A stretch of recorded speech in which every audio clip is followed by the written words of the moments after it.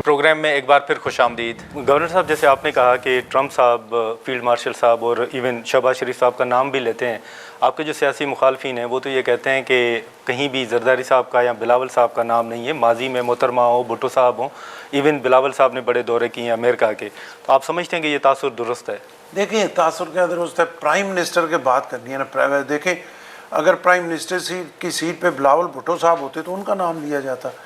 आज जब पूरे मुल्क को लीड प्राइम मिनिस्टर कर रहा है तो प्राइम मिनिस्टर का नाम ही लेना है, और प्राइम मिनिस्टर के पीछे जो सपोर्ट है वो पीपल्स पार्टी की पूरी तरह उनके साथ मौजूद है।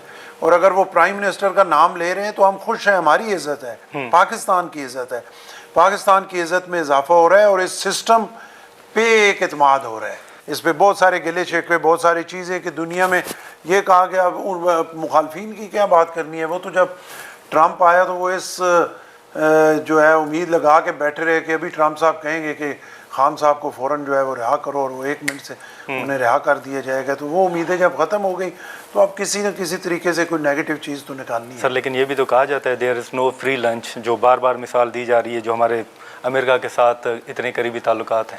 लेकिन देखिए, कहने से तो कुछ नहीं होता ना। पूरे इस खत्ते में एक पाकिस्तान है जिसमें अमेरिका के अड्डे नहीं है। हाँ। पाकिस्तान ने नहीं दिए। एक पाकिस्तान है जहाँ पे कोई चाइना का अपना अमेरिका का वो इन्फ्लुएंस नहीं है कि ईरान खिलाफ पाकिस्तान को जो है वो इस्तेमाल तो जितने और पाकिस्तान इस्तेमाल नहीं हुआ। नहीं, जितने गवर्नर साहब हमारे अच्छे ताल्लुकात हैं, कल अगर ट्रंप साहब आपसे अड्डे मांग लें तो आप ना कहेंगे? कमाल है। हम देखें, हम एटॉमिक कंट्री हैं जी, और अब वो वाले लोग चले गए, अड्डे देने वाले या कुछ करने वाले जी। ये वाले जो लोग हैं इधर बिल्कुल उम्मीद ना रखें कि किसी को कोई अड्डे दिए जाएंगे या कुछ।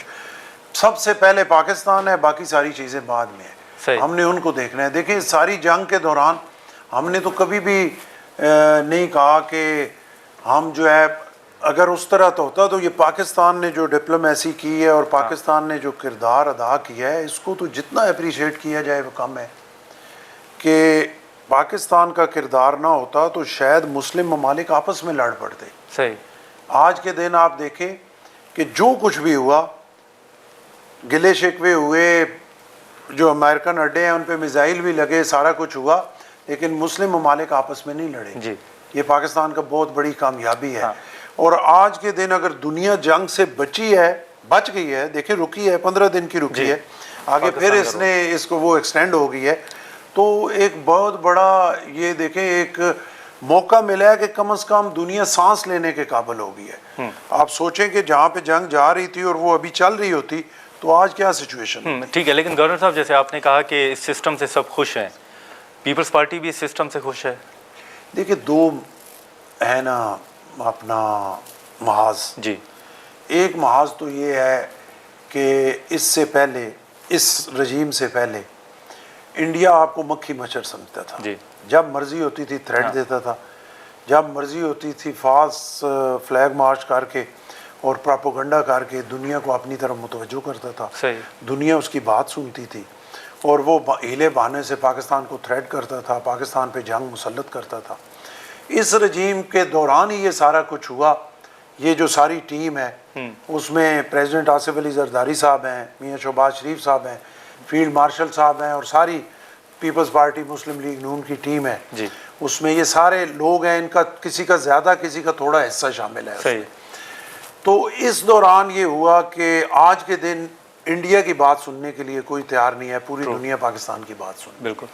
आज के दिन अल्लाह ने आपको इतना ताकतवर कर दिया है कि आप टॉप पहली 2-3 कंट्रीज़ में आ गई हैं कि जिसकी वाज़ह मिसाल इस जंग के दौरान ये जो आपने टेबल पे इनको बिठा दिया है, एक चीज़ सामने आ गई। अब एक दूसरा महाज है, माशी महाज, जिसमें आज के दिन तक लोग मुश्किल में हैं जी, बिल्कुल हकीकत है।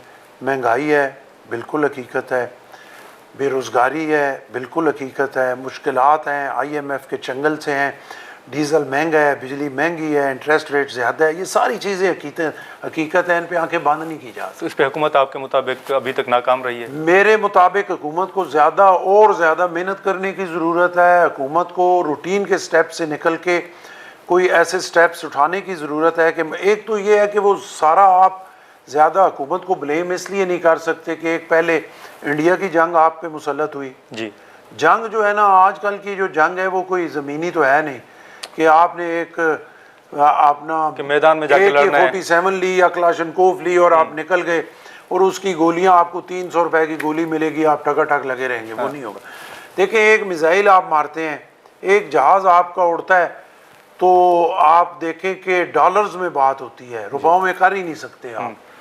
آج کی جنگیں جو ہیں وہ بہت خرچہ ہے, اور پاکستان جو ہے جو ڈیفنس کے 10 ممالک ہیں جو ڈیفنس پہ سب سے زیادہ بجٹ لگاتے ہیں, انڈیا اس میں تیسرے نمبر پہ ہے, پاکستان ان 10 میں نہیں ہے کیونکہ ہم غریب قوم ہیں, غریب ملک ہیں, لیکن ہمارے پاس جتنے وسائل ہیں ہم اپنے دفاع پہ لگاتے ہیں. تو ایک جنگ آپ پہ وہ مسلط ہوئی, آپ کی معیشت پہ بوجھ پڑا.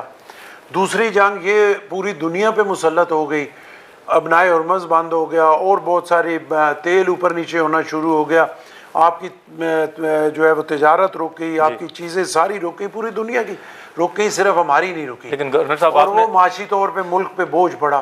تو یہ دونوں بوجھ جو پڑے اس سے نقصان ہوا, چیزیں خرابی, آپ کی معاشی طور پہ پوزیشن خراب ہوئی.